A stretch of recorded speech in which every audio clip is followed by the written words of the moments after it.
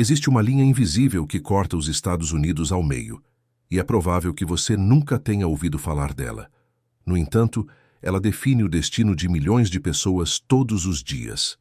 Observe estes dois mapas. O primeiro mostra a média anual de chuvas. O segundo, onde a população do país realmente vive. A mesma linha vertical aparece em ambos, como uma cicatriz na paisagem. A leste desta linha, um mundo de verde, água abundante e cidades repletas de luz. É onde quase 80% da nação vive e trabalha. Mas a oeste, a paisagem se transforma radicalmente. É um cenário de vastidão, aridez e silêncio, onde a vida se concentra em pequenas ilhas de civilização espalhadas por um imenso vazio. Isto não é uma coincidência, nem o resultado de decisões políticas. É a obra de uma força da natureza tão fundamental que determinou onde as cidades poderiam nascer, onde a comida poderia crescer e onde milhões de famílias construiriam seu futuro. Uma única força natural desenhou esta fronteira no meio de um continente, e entendê-la revela não apenas o passado da América, mas também o seu futuro incerto. O que é essa barreira invisível que dita onde milhões de pessoas podem ou não viver? A história desta linha começa em 1878, com um homem chamado John Wesley Powell. Ele não era apenas um geólogo de escritório, era um explorador, um veterano de guerra que havia perdido um braço em batalha e, ainda assim, se aventurou a descer o desconhecido rio Colorado em um barco de madeira. Powell era um homem que entendia a paisagem porque a sentia com as próprias mãos, e foi em suas longas jornadas pelo interior da América que ele percebeu algo que ninguém mais havia notado. Viajando do leste para o oeste, ele testemunhou uma transformação silenciosa, mas absoluta.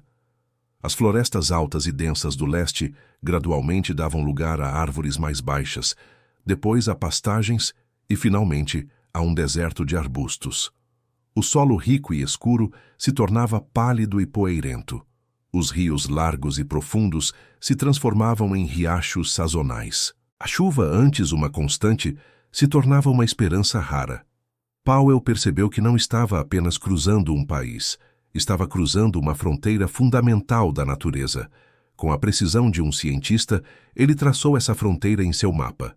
Hoje, ela é conhecida como o Meridiano 98 Oeste. E os dados modernos confirmam sua descoberta de forma assustadora. Olhe para um mapa da densidade populacional. 80% dos americanos vivem a leste dessa linha. Agora, olhe para um mapa de satélite noturno. O leste é uma teia brilhante de luzes que se estende por milhares de quilômetros, enquanto o oeste é um vasto oceano de escuridão, quebrado apenas por algumas cidades isoladas, como Los Angeles, Phoenix e Denver. Mas a genialidade de Powell não foi apenas observar essa divisão, foi entender o que ela significava. Ele viu o governo incentivando famílias a se mudarem para o oeste, prometendo-lhes terras férteis e uma nova vida, com base nas mesmas regras de agricultura que funcionavam no leste. E ele percebeu que isso era uma receita para o desastre. Ele sabia que a promessa era uma mentira, não por maldade, mas por ignorância da geografia. Ele emitiu um aviso dizendo que o oeste americano não poderia ser colonizado da mesma forma que o leste. Sua voz, no entanto, foi ignorada. Powell não viu apenas uma linha no mapa. Ele viu o futuro. Ele previu uma luta desesperada por um recurso que todos no leste consideravam infinito. A chave para esse mistério, a verdadeira fonte de poder por trás dessa linha, não estava no solo sob seus pés, mas na barreira colossal que se erguia no horizonte. Powell entendeu que aquelas montanhas guardavam um segredo. O segredo que Powell descobriu está gravado na própria estrutura do continente. É uma muralha de pedra e gelo que se estende de norte a sul por mais de 4.800 quilômetros, as Montanhas Rochosas. Com picos que se elevam a mais de 4.400 metros, elas agem como uma barreira intransponível para o clima. O fenômeno é conhecido como sombra de chuva e funciona de uma maneira brutalmente simples. Todo o ar úmido e carregado de água, vindo do Oceano Pacífico, viaja para o leste. Quando encontra essa parede colossal, ele não tem outra opção a não ser subir. Ao escalar as montanhas, o ar esfria drasticamente, e ar frio não consegue reter umidade. O resultado é que ele despeja toda a sua carga de água em forma de chuva e neve na costa oeste e nas encostas das montanhas. Cidades como Seattle são famosas por seu clima chuvoso por causa disso. Mas o que acontece com o ar depois que ele cruza o topo das montanhas? Ele desce do outro lado, mas agora está completamente diferente. Ele se torna um ar seco, faminto por umidade, um verdadeiro ladrão de água que varre as planícies, absorvendo qualquer gota que encontra pelo caminho. Para entender o impacto real disso, imagine dirigir para o oeste a partir de Dallas, no Texas. Você começa em uma região que recebe cerca de 960 milímetros de chuva por ano. A paisagem é verde, a agricultura é próspera. Mas à medida que você avança para o oeste, cruzando a linha do meridiano 98, você vê o mundo mudar diante de seus olhos. A vegetação se torna mais escassa, o solo mais claro. Ao chegar na cidade de Midland, a apenas algumas centenas de quilômetros de distância, a precipitação anual despenca para 380 milímetros. É o mesmo estado, mas são dois mundos diferentes, divididos pela sombra da montanha. Essa força da natureza molda a vida de maneiras que muitas vezes nem percebemos. Você já parou para pensar como uma montanha, um rio ou a costa influencia o clima e o modo de vida da sua própria cidade? Deixe sua opinião aqui nos comentários. Compreender essas forças ocultas é o primeiro passo para ver o mundo de uma forma diferente. Se você quer continuar essa jornada e desvendar mais segredos como este, apenas os escolhidos clicarão no botão vermelho de inscrição para não perder o que vem a seguir. A sombra de chuva cria um deserto, mas do outro lado da linha, no leste, a ausência dessa sombra permitiu o florescimento de um jardim. Um jardim alimentado por uma fonte de água tão gigantesca que se tornou o coração pulsante de uma nação. Enquanto o oeste americano vive sob a sombra seca das montanhas, o leste se beneficia de uma geografia radicalmente diferente. Livre de grandes barreiras montanhosas, o ar úmido vindo do Golfo do México avança sem obstáculos pelo interior do continente, distribuindo chuvas generosas por uma área imensa. Mas a verdadeira joia do leste não é apenas a chuva que cai do céu, é o que acontece com essa água quando ela chega ao chão. Ela alimenta um sistema circulatório colossal, a bacia do rio Mississippi. O Mississippi não é apenas um rio, é uma rede de milhares de afluentes que drenam 32 estados, coletando água de uma área que cobre mais de 40% do país. É a quarta maior bacia hidrográfica do mundo. Essa abundância de água, combinada com um solo deixado por antigas geleiras, criou a maior faixa contínua de terra fértil do planeta. É o chamado Cinturão do Milho, o coração agrícola da América, onde a comida cresce com tanta facilidade que parece brotar do chão por conta própria, sem a necessidade de complexos e caros sistemas de irrigação. Essa riqueza de água e solo foi o motor do desenvolvimento do leste. Atraiu milhões de pessoas, deu origem a cidades, alimentou a Revolução Industrial e permitiu a construção de uma infraestrutura densa e conectada. A prosperidade do leste não foi um acidente. Ela foi irrigada pela natureza. Mas e o oeste? Como ele sobreviveu?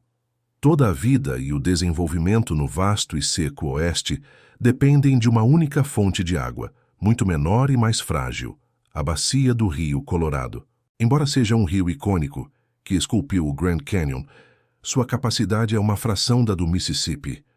Para colocar em perspectiva, o volume de água que o Mississippi despeja no oceano a cada ano é até 20 vezes maior que o do Colorado. O leste tem um oceano de água doce fluindo por suas veias. O oeste tem apenas um fio de esperança. Então, como é possível que cidades gigantescas como Phoenix e Las Vegas existam no meio de um deserto? Como a Califórnia, um estado em grande parte semiárido, se tornou a região agrícola mais produtiva do país? A resposta não está na natureza, mas na ambição humana. A prosperidade do leste nasceu da terra. A do oeste teve que ser construída, transportada e, em muitos casos, roubada de centenas de quilômetros de distância. As grandes metrópoles do Oeste são, na verdade, oásis artificiais. Elas são milagres da engenharia, monumentos à capacidade humana de desafiar a natureza. Mas esses milagres foram construídos sobre uma base frágil, uma promessa de água que a natureza nunca fez e que talvez não consiga mais sustentar. Para entender a escala do desafio do Oeste, olhemos para a Califórnia. Com quase 40 milhões de habitantes, ela sozinha abriga mais da metade de toda a população a oeste da linha de Powell. É a quinta maior economia do mundo, um gigante agrícola e tecnológico. No entanto, a maior parte de sua população e de sua agricultura está concentrada em regiões que naturalmente são desertos ou semidesertos. A cidade de Los Angeles, por exemplo, recebe menos chuva por ano do que Beirute, no Líbano. Como isso é possível? A resposta é uma das maiores obras de engenharia da história da humanidade. A Califórnia é atravessada por uma teia de aquedutos, represas e estações de bombeamento que se estende por milhares de quilômetros. O aqueduto da Califórnia, um rio de concreto, transporta a água do norte mais úmido do estado para o sul seco, superando montanhas e vales. Mas isso não é tudo. A cidade de Los Angeles também depende da água desviada do rio Colorado, a mais de 400 quilômetros de distância, através de outro aqueduto monumental que atravessa o deserto de Mojave. Esses sistemas são o sangue que mantém vivo o oeste americano. Sem eles, cidades como Los Angeles, San Diego, Phoenix e Las Vegas simplesmente não poderiam existir na escala que conhecemos hoje. Elas secariam e se tornariam cidades fantasmas em questão de meses. Por décadas, essa engenharia audaciosa foi vista como o triunfo definitivo da humanidade sobre a natureza. Parecia que, com concreto e aço suficientes, qualquer limite imposto pela geografia poderia ser superado. O deserto havia sido domado. Mas essa vitória sempre foi uma ilusão. A água que alimenta essas cidades não foi criada, foi desviada.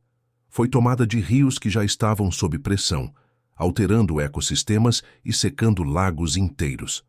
O sistema foi construído com base em uma suposição perigosa, a de que a quantidade de chuva e neve que alimenta esses rios permaneceria constante para sempre.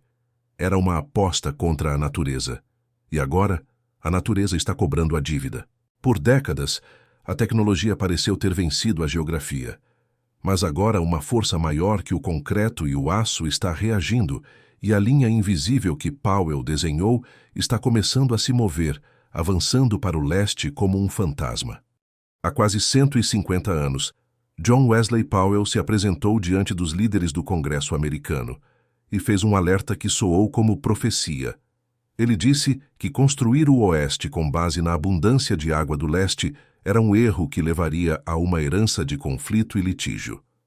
Hoje, não estamos apenas vivendo essa herança, estamos assistindo ao seu clímax. A aposta contra a natureza, feita há mais de um século, está sendo perdida. As mudanças climáticas estão acelerando um processo que a geografia já havia iniciado. As secas no oeste americano estão se tornando mais longas, mais quentes e mais severas. A neve que se acumula nas montanhas durante o inverno, que funciona como um reservatório natural e alimenta rios como o Colorado durante o verão, está diminuindo a cada ano. O resultado é que o Rio Colorado, a linha da vida para 40 milhões de pessoas, está morrendo. Seu fluxo diminuiu quase 20% no último século. E os dois maiores reservatórios dos Estados Unidos, o Lago Mead e o Lago Powell, atingiram níveis perigosamente baixos, expondo marcas de água que não eram vistas há décadas. A crise deixou de ser uma previsão para se tornar uma realidade brutal. Em 2025, pela primeira vez na história, o governo federal foi forçado a declarar estado de escassez de água no Rio Colorado, impondo cortes drásticos no fornecimento para estados como Arizona, Nevada e Califórnia. Agricultores que por gerações cultivaram alimentos para o país agora são forçados a deixar suas terras em pouso.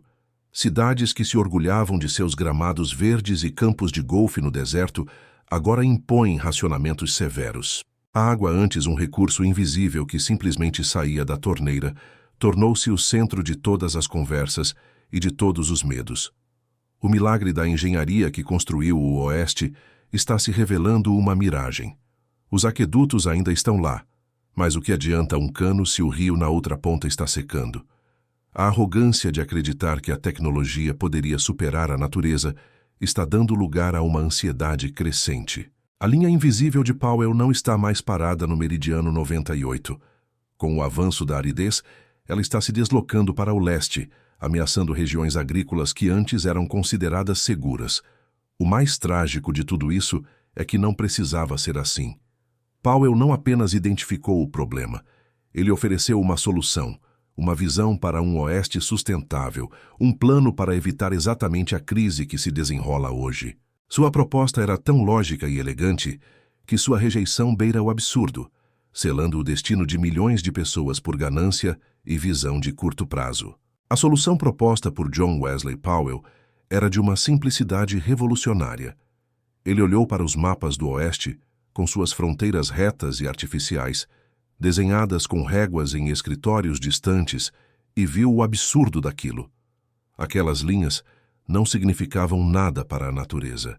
Elas cortavam rios ao meio, separavam montanhas de seus vales e dividiam comunidades que dependiam da mesma fonte de água. Powell propôs que o Oeste fosse organizado de acordo com a lógica da própria terra. As fronteiras dos estados não deveriam ser políticas, mas geográficas, baseadas nas bacias hidrográficas. Imagine um estado cujo território correspondesse exatamente à área drenada por um rio. Cada gota de chuva que caísse dentro de suas fronteiras pertenceria a ele. Isso criaria um sistema de autogestão natural. Cada comunidade seria forçada a viver dentro de seus limites hídricos, incentivando a conservação, a cooperação e um desenvolvimento que respeitasse a capacidade da terra.